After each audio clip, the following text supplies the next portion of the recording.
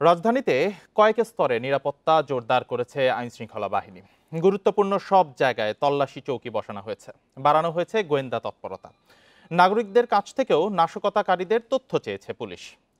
নিরাপত্তার আরও খবর জানাতে হাইকোর্ট এলাকা থেকে যোগ দিয়েছেন সহকর্মী রাহিনুল ইসলাম রিঙ্কু। ঢাকা শহরের বিভিন্ন প্রবেশমুখে এবং গুরুত্বপূর্ণ স্থানে চেকপোস্ট বসানো হয়েছে, আইনশৃঙ্খলা বাহিনী মোতায়েন আছে। তাদের তৎপরতা কেমন দেখছেন এবং ঢালাওভাবে সবাইকে কি তল্লাশি করা হচ্ছে কিনা, কি ধরনের যানবাহনে নজর বেশি রাখছেন আইনশৃঙ্খলা বাহিনীর সদস্যরা?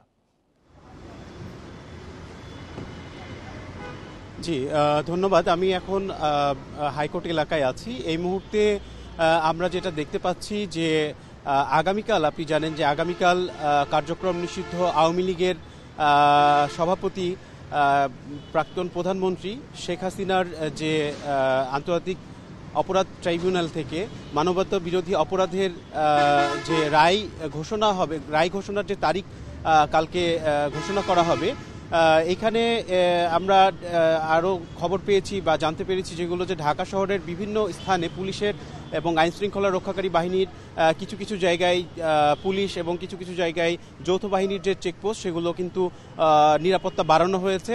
এবং এর পাশাপাশি আমরা আপনাকে যদি একটু দেখাতে চাই যে আমি এখন আছি হাইকোর্ট চত্বরে। এখানে আমরা দেখতে পাচ্ছি যে বিজিবির অতিরিক্ত এক প্লাটুন বিজিবি মোতায়েন করা হয়েছে।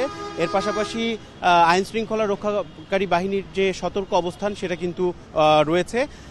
আগামীকাল যে রায়ের যে তারিখ ঘোষণা করা হবে, এটাকে কেন্দ্র করেই কিন্তু রাজধানীর বিভিন্ন স্থানে বিভিন্ন নাশকতা করার চেষ্টা করা হচ্ছে।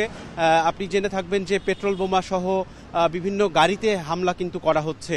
আর আমরা একটু আগে যেটা জানি যে ঢাকা বিশ্ববিদ্যালয়ের টিএসসি এলাকায় কিন্তু একটি 9:20 দিকে একটি ককটেল বিস্ফোরণ করা হয়েছে এবং এই ককটেল বিস্ফোরণ করার পরেও কিন্তু আইনশৃঙ্খলা রক্ষাকারী বাহিনী এই এলাকায় আরও নিরাপত্তা বেষ্টনী জোরদার করেছে।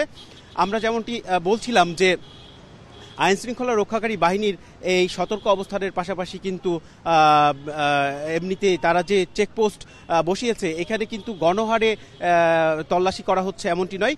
বিশেষ করে যেগুলো সন্দেহভাজন যানবাহন, বিশেষত আমরা দেখতে পাচ্ছি যে বাইক, মোটর বাইক কিংবা সিএনজি, এগুলোতে কিছু ক্ষেত্র বিশেষে রিকশাতেও তল্লাশি করা হচ্ছে এবং যাদেরকে সন্দেহজনক মনে হচ্ছে তাদেরকে কিন্তু জিজ্ঞাসাবাদ করা হচ্ছে।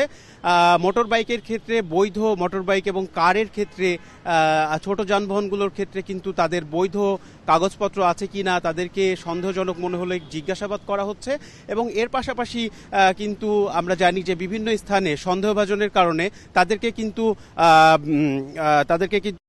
বিভিন্নভাবে জিজ্ঞাসাবাদ করা হয়েছে এবং বেশ কয়েকজন কিন্তু এই নাশকতা কার্যক্রমের সাথে যুক্ত থাকতে পারে বলে অভিযুক্তের প্রমাণ কিছুটা পাওয়ায় তাদেরকে কিন্তু থানা হেফাজতে নেওয়া হয়েছে। তো আমি রাজধানীর বিভিন্ন স্পট ঘুরে এখন আছি হাইকোর্ট চত্বরে এবং এই ছিল আমার কাছে সর্বশেষ তথ্য। হাইকোর্ট চত্বর থেকে রাজধানীর নিরাপত্তা পরিস্থিতি নিয়ে সর্বশেষ খবর জানাচ্ছিলেন সহকর্মী রাহিনুল ইসলাম রিঙ্কু।